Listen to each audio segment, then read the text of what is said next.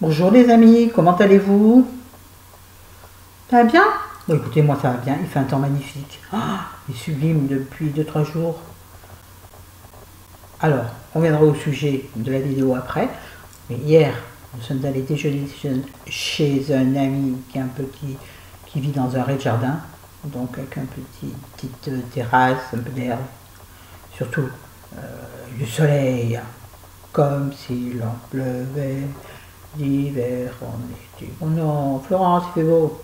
Bref, nous avons passé un déjeuner merveilleux, une après-midi merveilleuse. Ça faisait bien longtemps que je n'avais pas été aussi bien, honnêtement. Le soleil, c'est quand même du bonheur, quoi. C'est une boule de bonheur, le soleil, non? Pas pour tout le monde. Si tu vis au Sahara, c'est pas forcément... Bon, là, je vois mon gras de bras. C'est ça le bonheur, avoir du gras au bras. Ouais, je me suis mis hier en débardeur, parce que je n'avais pas à mettre en maillot de bain, tout le monde était habillé. Et au début, je ne me suis pas forcément senti très très bien. Parce que justement, j'avais l'impression de ressembler à un baleineau. Baleineau. Et après, je me dis, mais tu t'en fous, ma fille, t'es vivante. Elle était belle. C'est quoi l'intérêt de dire ça? Juste dire que j'ai passé une merveilleuse après-midi et j'adore, je vais recommencer tout de suite.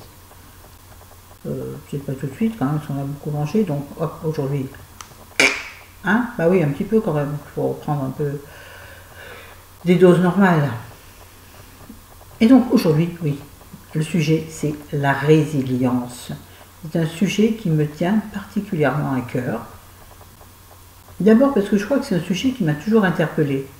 Depuis que j'ai fait mes études de psycho, oui, parce que je suis une grande, je suis une doctoresse en psycho. Moi, ça me dérange. C'est la classe, je sais. J'ai mis ce truc parce que j'ai lavé les jeux hier. Ce matin, j'ai juste mouillé, du coup, ils sont plats de chez Raplapla. J'ai dit, tiens, mettre un petit plat. C'est intéressant ce que je raconte, comme d'habitude. Oui, donc la résilience, c'est un truc qui m'a toujours interpellée. Et ça veut dire quoi, la résilience? Ça veut dire quoi? Alors, j'ai pas regardé la définition exacte du petit Robert ou du gros Larousse, je ne sais pas, j'ai pas regardé. Mais pour moi, la résilience, c'est simple, c'est la capacité à rebondir, la capacité à se remettre. Alors pourquoi m'est venu ce sujet dans la tête comme ça, enfin pas comme ça? C'est suite au livre que je vous ai présenté la vidéo dernière, oui. Le bruit ou le murmure du vent dans les arbres, je ne sais plus exactement. Et puis parce que dans le magazine Psycho, que je reçois tous les mois ou tous les 2 mois, bref, auquel je suis abonné, parce que j'adore ce magazine, c'est une mine ce magazine, une mine d'intelligence, de culture et de développement personnel. Il y a besoin d'acheter des trucs de développement personnel, abonnez-vous à Psychologie.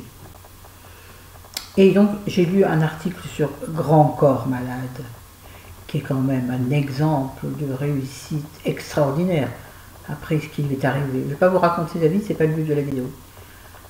Et donc c'est par là je me suis dit, attends, creusons un peu, surtout qu'après l'interview, dans le magazine, il y a tout un sujet sur la résilience.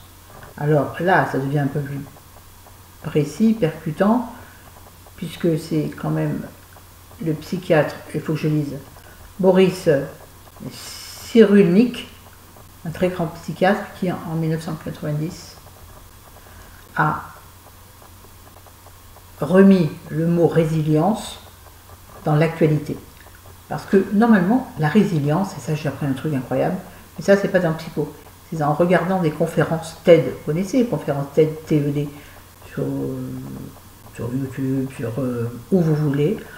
Je crois que vous l'avez aussi en audio seulement. Bref, où des gens intelligents et cultivés et connaissant leur métier et connaissant leur sujet vous parlent.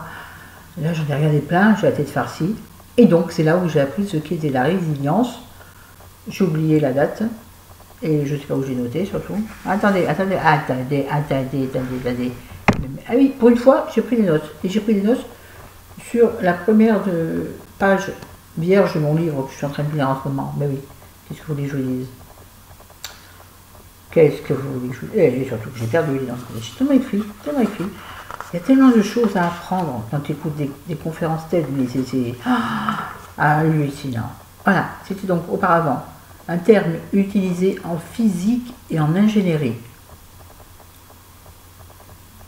C'était un mot qui correspondait par exemple à un élément qu'on prenait, un élément quel qu'il soit, qu'on étirait, qu'on déformait et qui revenait à sa forme initiale. La résilience, c'est ça, le fait de revenir à sa forme initiale après avoir subi maintes et maintes opérations. Entre opérations guillemets, manipulation. La résilience, c'est ça. Et ça a été un peu piqué, mais finalement c'est exactement ça. La résilience, c'est quoi? C'est subir un traumatisme quel qu'il soit, un traumatisme physique, moral, personnel, national, international. Ça veut dire un accident de vie, un deuil, un chômage, pourquoi pas, ça peut être très très mal pris. Des violences physiques ou morales, dans l'enfance ou plus tard. Ça peut être un traumatisme de guerre, même j'aurais dû dire ça en premier. Un tsunami, une tempête, même juste une tempête, pas besoin de tsunami. Enfin, vous comprenez. Une inondation terrible. C'est un choc, c'est quelque chose. C'est un traumatisme. Quel que soit le traumatisme, savez-vous que une personne sur deux dans sa vie subira un traumatisme duquel il faudra qu'il se remette. Et la résilience, il y a plein de points pour la résilience. Je suis désolée de prendre mes notes parce que... Alors, oui, il ne faut pas se... Comment je vais dire ça? Il ne faut pas nier l'événement, il ne faut pas nier le traumatisme. Le déni, c'est très mauvais, on sait ce que ça a pu faire. Il ne faut pas nier le traumatisme, mais ne pas se comporter, ne pas s'accepter, ne pas se... Si, s'accepter, mais... S'accepter, oui, mais ne pas se poser en victime. Si vous avez un traumatisme et qu'autour de vous, on dit « Oh, mon pauvre, mais quelle horreur », mais non, ça ne vous aidera pas. Vous, vous savez que vous avez été victime, vous l'acceptez, mais vous en faites pas une espèce de commerce, si je peux dire. C'est peut-être pas bien net ce que je viens de dire. Enfin bon. Attendez, je lis en même temps. Je fais la discrète, mais... Il faut savoir réguler ses émotions négatives. Ouais, je serre le point. Oui, ça va pas, mais c'est pas grave, ça va passer. Et puis du coup, je vais passer au dernier point. Et puis, il rigole. Il faut avoir le sens de l'humour. C'est-à-dire dédramatiser la situation. Donc on peut, attention, il faut dédramatiser la situation. Moi, je ris de mes problèmes. Je ris. Je souris. Non, c'est autre chose. Je ris de mes problèmes. C'est-à-dire, je dédramatise. Je me dis que ça ira mieux demain. Je ne peux pas chanter. Et puis, bien sûr, il y a d'autres choses. Il y a aussi, il y en a 10 ou 12. Il faut avoir une confiance en soi assez importante pour être résilient. Ça veut dire, j'ai confiance en moi, donc forcément je vais m'en sortir. Forcément. Je ne vais pas me laisser abattre par cette chose-là.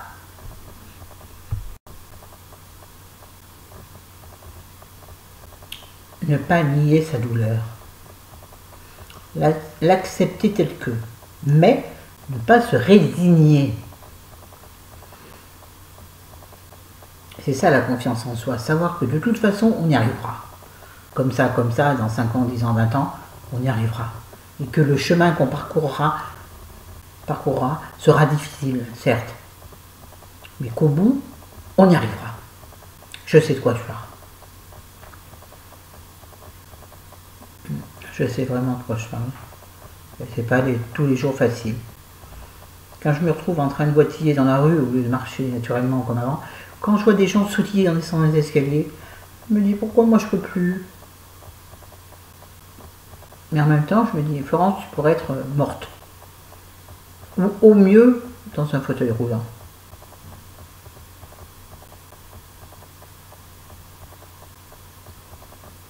Pardon, ça me porte une émotion particulière et intense.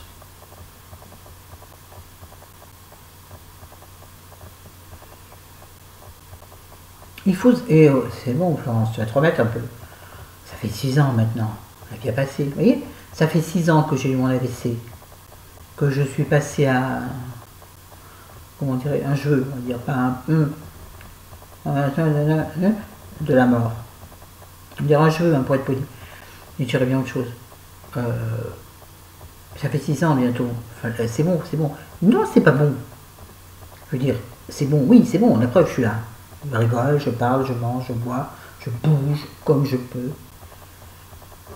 Je ne cours pas, ça c'est sûr. Je prends l'ascenseur, ça c'est sûr. J'ai mal au dos, j'ai mal au bras, j'ai mal partout, ça c'est sûr. Mais je suis debout, sans canne, sans rien. Et oh, moi on m'avait dit, Florence, non, on ne me l'a pas dit. On m'a dit à chérie. Quand je suis sortie, mon kiné, je vous l'ai déjà raconté 50 fois. Et puis il faut que j'arrête de parler de moi, ça fait un peu... Non, non, c'est pas auto-centré. Non, c'est juste des exemples. Oui, quand je suis sortie de l'hôpital sur mes deux jambes, le kiné qui m'avait suivi pendant 7 mois, qui m'en a fait chier, je vous dis moi les enfants, hein. Ouh lolo la vache, bref, a dit à chérie, quand j'ai vu votre femme au début, j'aurais pas parié 1 euro qu'elle ressortirait ses deux jambes. Hé hé, mes mères, 7 mois en fauteuil roulant, et un jour, je sais pas pourquoi. Si, je sais pourquoi. C'est à force de rééducation, de ras-le-bol, j'ai pas envie d'y aller à cette séance, va me faire monter et descendre des escaliers, c'est trop dur, c'est trop long, j'ai peur, j'ai mal. Ouais, mais bon, j'y suis arrivée. Donc si moi, qui ne suis pas du tout courageuse, au fond de moi, je suis une fainéante si vous saviez. Si vous saviez. Et pourtant, moi, j'y suis arrivée. Donc, croire en soi. Y croire, même quelque part à nous. Et puis, chose super importante, je l'ai noté en même temps. Il y a plein de choses là. Il faut avoir des projets toujours, des projets, des rêves, des choses qui vous poussent, qui vous disent vas-y, vas-y, allez. Ne pas se recroqueviller, ne pas rentrer dans sa coquille en disant de toute façon ma vie est foutue, c'est bon, j'y arrive pas. C'est mort. Non, c'est pas mort, t'es vivant mon gars. Tu respires, pose ta main sur ton cœur, tu sens que ça tape, t'es vivant. Sinon, effectivement, déjà tu ne penserais pas. Enfin peut-être que si, j'en sais rien. Et puis, alors, être entouré, parce que s'entourer, c'est pas facile, être entouré de personnes aimantes. Moi, je rends grâce, je vais dire grâce à Dieu, non, je rends grâce à chérie d'avoir été là tout le temps, d'avoir été patient, conciliant, supportant mes caprices. Ouais, je veux ça, aujourd'hui je veux ça, demain j'aimerais que tu m'amènes ça, oh, j'aime pas la bouffe à l'hôpital, tu peux m'amener ça. Et il faisait tout ça. Et puis il était là tout le temps, il me démaquillait le soir quand j'arrivais enfin à me maquiller. Il me démaquillait le soir, c'est pas rigolo ça quand même. Voilà, être entouré de personnes bienveillantes, aimantes ou bienveillantes. Et même maintenant, j'ai besoin de personnes bienveillantes pour me donner encore plus de confiance et me dire ma Flo, tu y arriveras. Et là je pense à une personne en particulier. Coucou ma chérie, tu t'es reconnue Lulu, hein? Ah la Lulu. Oh la Lulu la nantaise. Bon là les jeunes ne comprendront pas, les vieux comprendront. Si je ne me suis pas trompé dans le texte. C'est du Audiard alors.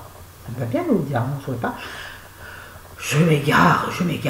Qu'est-ce que je voulais dire d'autre? Oui. Et puis alors, une chose importante, il faut être flexible. Pas souple, non.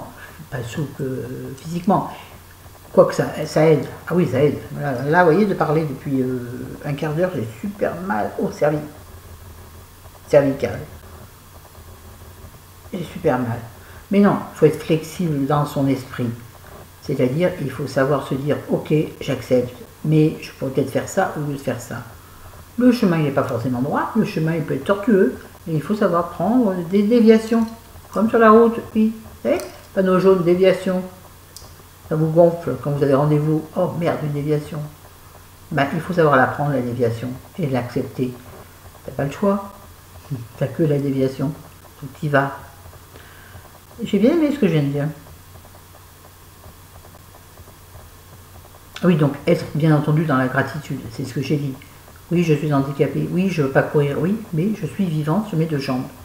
Je peux me déplacer seule, pas besoin de fauteuil, pas besoin qu'on me pousse.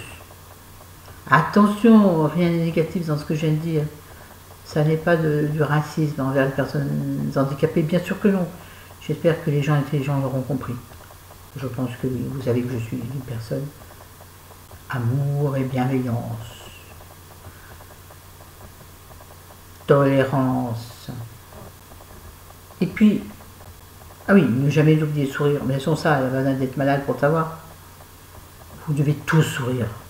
Non seulement elle a dit, mais celui qui passe à côté de vous, à la limite, elle a souri au rat qui vient de vous passer à côté. Vous dites, souriez. C'est casse. L'araignée, moi j'envoie une, je vais, tu m'énerves, ou je t'écrabouille. Là, je dis n'importe quoi. Non, la dernière phrase que je voudrais vous dire, qui n'est pas de moi, qui est de Caroline Cozzi,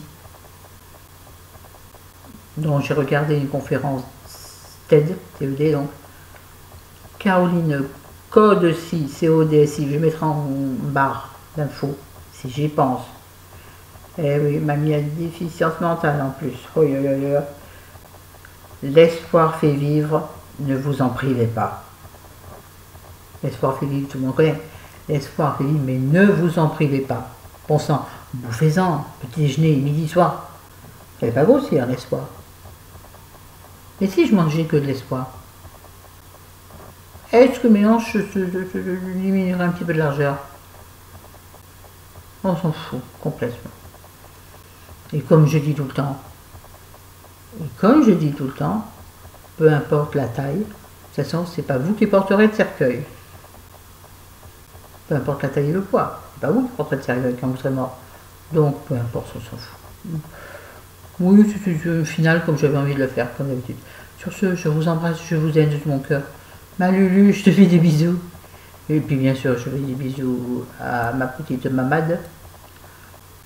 Et puis à toutes les autres, celles que j'aime, à Kat. Salut, Kat Belle. Kat Belle. Ouais, j'essaie de pas dire les noms, mais j'espère que vous reconnaîtrez. Notez dans le commentaire si vous êtes reconnu, sinon c'est pas la peine que je me casse la tête, dis donc. Bon ben voilà, c'est tout. Et puis bien sûr, j'embrasse tout le monde, je vous aime, je vous aime, je vous aime. Vous m'aidez beaucoup, tous les jours comme ça me fait du bien de vous parler.